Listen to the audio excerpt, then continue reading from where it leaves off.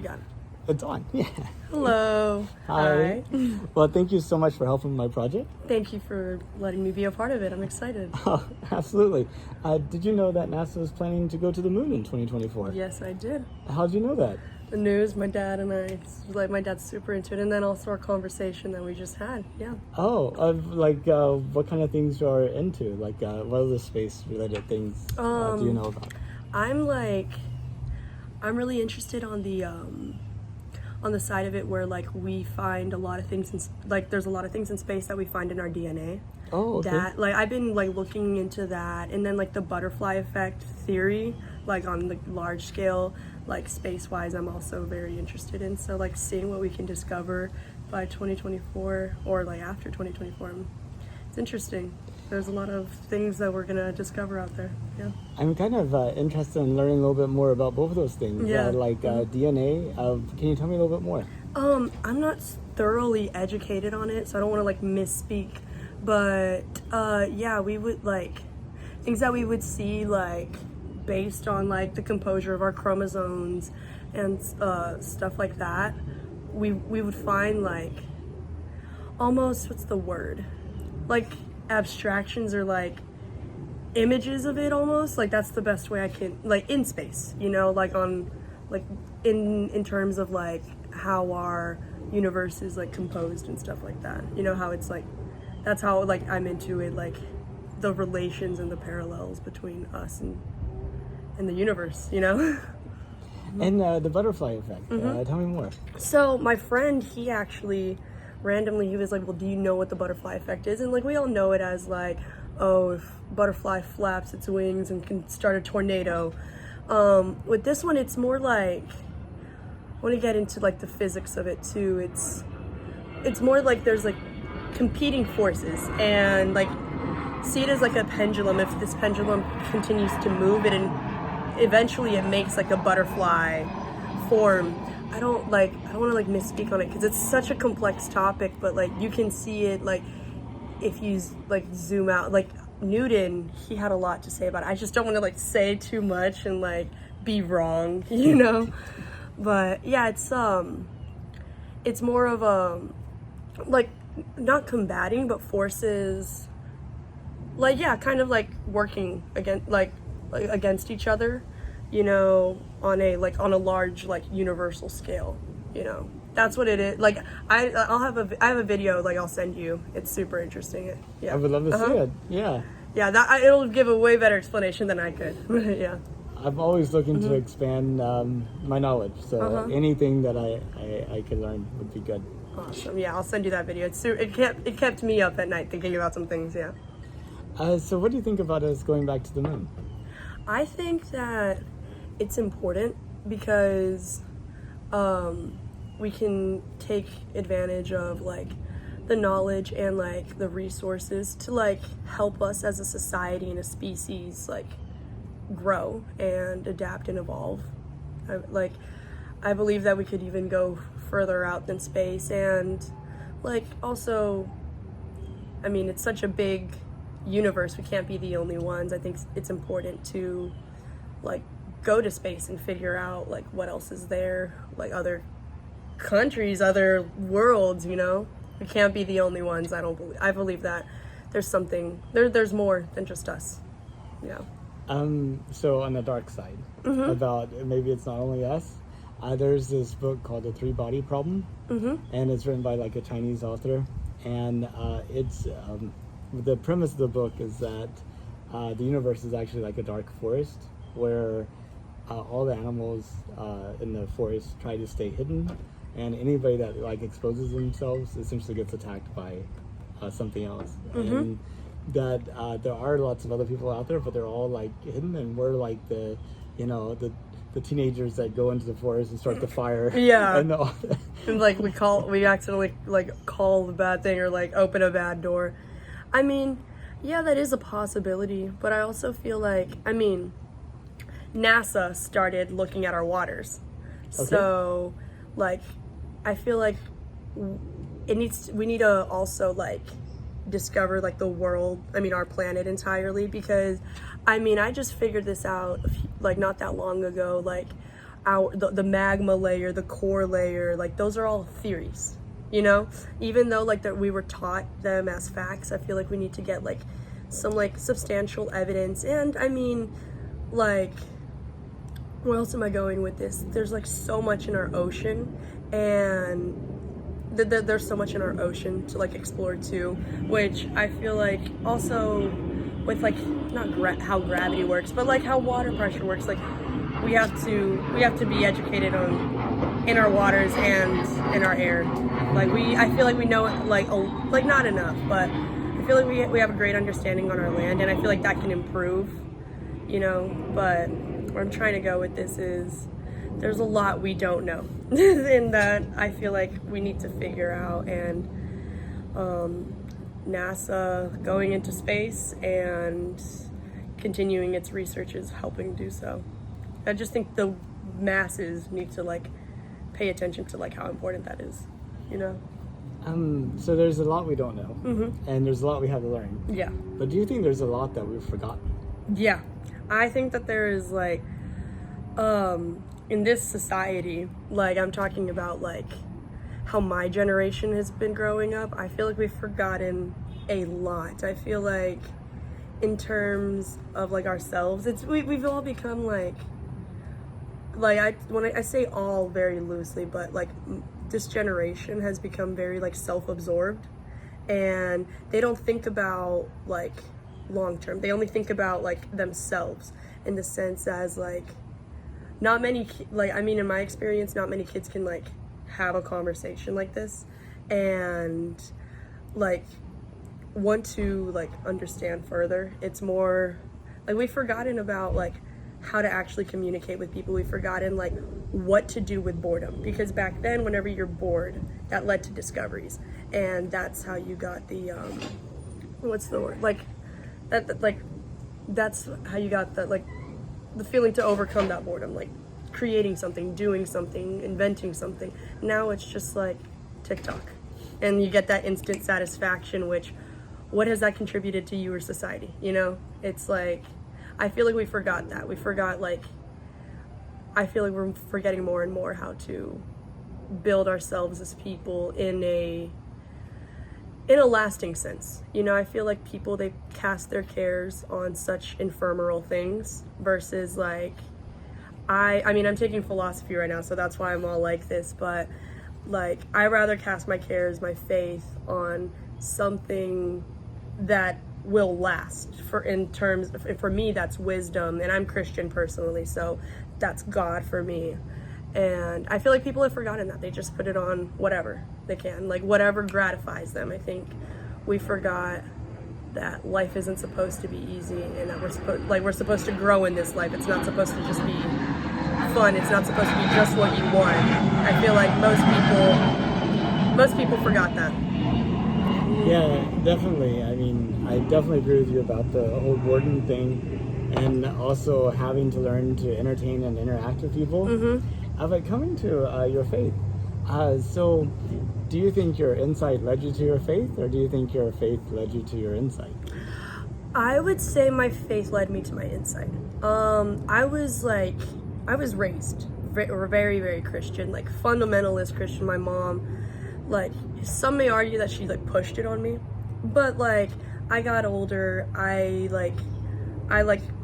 didn't live, you know, I'm only 17, but I like tested my faith, you know. I even had a point of denying it, and like the more that I've studied and the more that I've seen, like people will say prosperity gospel, but like the more that I've seen like how how people's lives would unfold, and like you would see what do they have valued in those lives, in their lives, like that showed me a lot. And also like how there's things that I would find in scripture that like I would do research later on, and I see like, oh well, like I read this in the Bible, and then like it comes out in a scientific discovery, you know. That's just small stuff that here and there, and it's also like given me the motivation to want to figure stuff out, because like it's a big world, it's a big universe, we don't even know how big, and you want to see all your options. So like I've read other sacred scriptures and have like compared them to like what I was raised on. And I've learned a lot of great things through those other scriptures, and I've also learned like it's all like, you know how you choose a phone plan, like I'm really minimizing it, but like it's really, that's how it is. And you don't know how much it's going to cost, like you don't know which is going to be the best price at the end, but you're there for it, you know. That's the best thing I can say. So coming to scripture, talking about Jesus in particular, and like his teachings, I mean, I've find them very easy to understand and very straightforward. Like, I don't think there's any like secret meaning. Like, I feel like what he said he meant, type of thing. Yeah. Do you think that's a prevailing view in like modern day Christianity? Yeah, I feel like there's people that I do take his word literally, and there are people that they try to like decrypt it or see this and that. And I think that is something uprising in the church. And like, what's your question exactly in regards? Oh, I don't know. It's probably whenever I was in high school, I was really into like the New Testament and reading it a whole bunch, and like the president of our high school, a Christian organization, and I wanted to be a missionary, things like that. Yeah, I've gone on mission trips. I love it. Yeah, exactly. And there's like this group called Mercy Ships. I don't know if you've heard of them, but they actually have ships that go sailing around providing medical services and outreach and stuff.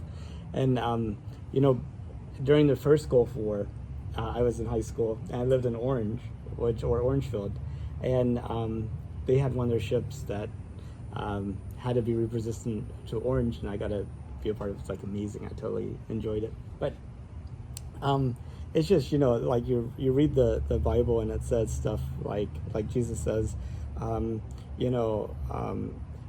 he has these people that come to him at, he's telling a story about like the end of the world, and he's like, I come into heaven, good and faithful servants, because whenever I was, hungry, you fed me. Whenever I was naked, you clothed me. Whenever I was wounded, you bandaged me. And whenever I was in prison, you visited me, or some other things like that. And they're like, when do we do these things to you? And he's like, well, whenever you did it to the least of the people, you did it to me. And then he says, y'all I'm gonna cast out because y'all didn't do it to me. And it's just like, whenever you like see like the actual application of Christianity and like intermix with like politics, and it just doesn't like all add up in my mind. Yeah, I agree, because I think there's also like so many like opposing because like the separation of church and state, people, they like really like hit hard on that, and I'm like, I think I'm kind of diverting, but I don't think so. But the reason that was there was because, I mean, it was separation from the Catholic Church, because we saw absolutism, we saw like how Britain and with the church involved, it just got messy. And then the church itself, I mean, now and even at the time, it was very corrupt with like the buying and selling of indulgences. In America, they were like, we were becoming a radical nation. I feel like we are like a very radical nation compared to a lot of other ones, because we have a lot of like freedoms and liberties that a lot of other people don't. Because I'm pretty well traveled, and I have family like living in Dubai and Abu Dhabi, and I see like how they live, how they feel. Like they always want to come here, Yeah, exactly. Everybody's like, I want to go to America. I want to go to America, and then because I mean, you can't take God out of America, though. I mean, Queen Isabella, she believed, like she funded Christopher Columbus. She believed that this was the new world, like where like God could like have where God could have the type of politics that he wanted, and that's why she threw him and Christopher Columbus in prison for the slavery and all that stuff. But we see like a lot of good things in regards to our nation have come from Christianity, and I say this from like the Second Great Awakening and like the freedom of the slaves and stuff like that. Like, I mean, even, don't get me wrong, like the Spanish, whenever they're like, oh God, glory and gold, like they were like they wanted more of the glory in gold. So yeah, obviously there was issues there, but you can't take Christ out of the world. And like him or not, it's there. You've gotta like deal with it. What side are you gonna take on with him? And honestly, I see it as like, I've studied the other side, and the other side, it's like more self-gratification and like me just gratifying myself. What is that going to do? Are we going to get anywhere? You know, if I follow the doctrine that tells me to like care for others and turn the cheek and like see what I can do for others, that adds more to society, that adds more to the quality of my life and the life of others around me. So that's like whenever you look at like the doctrines of it and like the purpose of like why writing, like what the writings are versus the people who are representing the writings, because humans are flawed. Humans like will misrepresent many great things. So like I'm saying like the issues with religion and politics, it's like, oh well, Christians do this, oh Muslims do that, you know. It's like at the end they're all people, you know. Like maybe the doctrines aren't flawed, maybe they are flawed, but like people are 100% flawed, and like you can't attach so much onto that, you know. You can't give that so much power, but there definitely needs to be like checks and balances, you know, to combat it. Absolutely. And do you think humanity is going to be forever like earth-centered and earthbound, or do you think humanity at some point, say 500,000 years, 10,000 years from now, branch out into like the rest of the solar system, maybe beyond, and at some point Earth is just one of many places where humans are? I mean, look at our sun.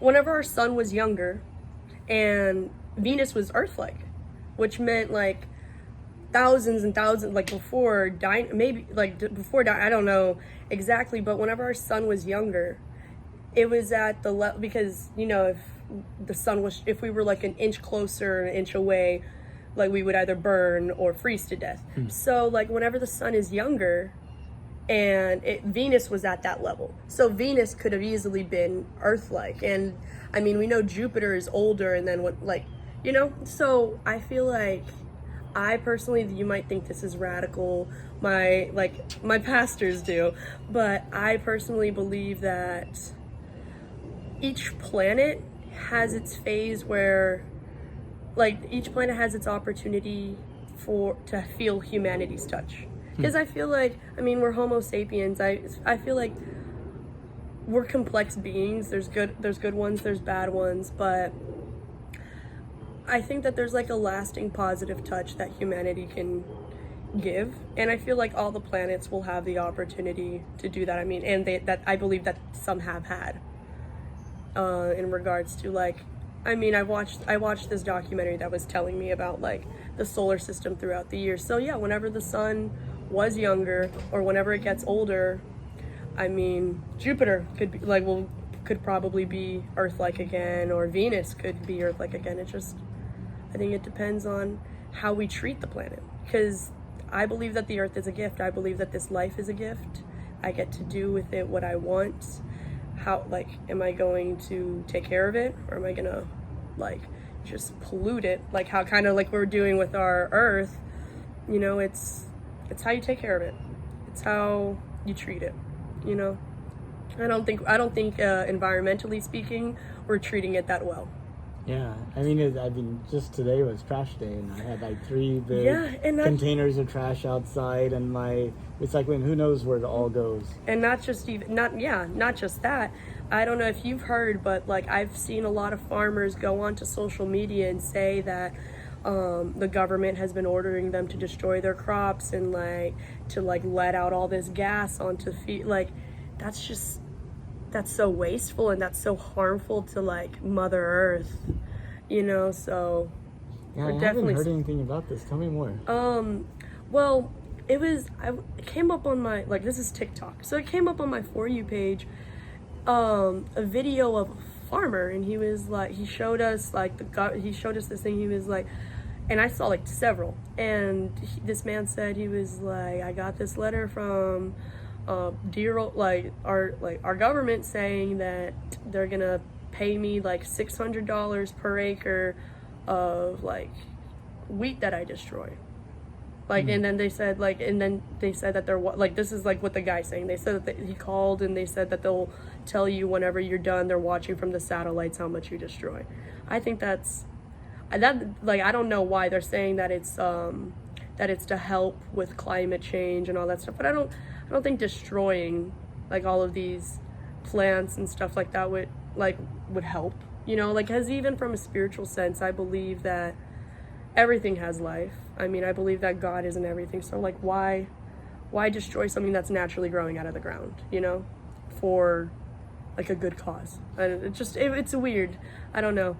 I feel like I like our government. I like the opportunity that I get saying that I'm American. I love that, like, I love that it's a melting pot, but I feel like